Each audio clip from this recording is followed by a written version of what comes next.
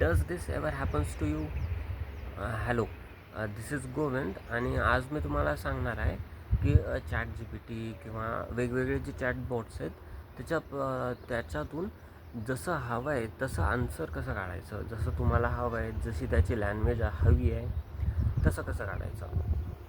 तर कोणताही क्वेश्चन विचारताना चॅट GPTला एका प्रकारे असं लिहिता येतं की एक्सप्लेन हायड्रोपोनिक्स आणि मग चॅट GPT उत्तर देईल.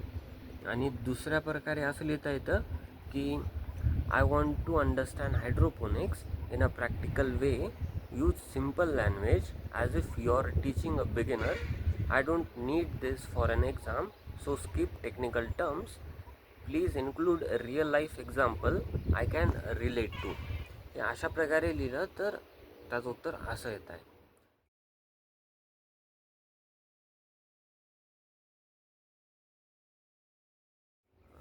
आणखीन एक एक्झाम्पल म्हणजे की डेफिनेशन समजून घेताना त्यात कसल्या अवघडच्या टर्म्स असतात, तर त्यांना ती डेफिनेशन डायरेक्ट चॅट GPTमध्ये टाकूस तर आणि चॅट GPTमध्ये टाकूस तर तिथे जर असं लिहिलं की break down this sentence word by word, explain the meaning of each key terms like objective, systematic, marketing strategies in simple words, add example for each part so I can visualize what it means, treat it like you are helping a student understanding a complex definition, not just rephrasing it. आता जेव्हा अशी prompt टाकली आहे, systematically लिहिलं आहे सगळं, तेव्हा त्यांनी अशा प्रकारे उत्तर दिलं आहे.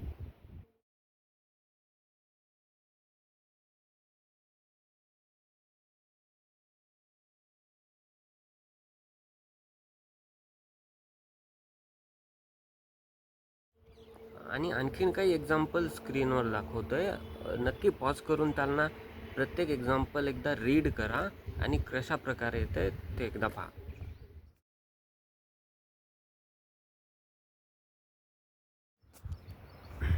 So that's it for this video. XP signing off.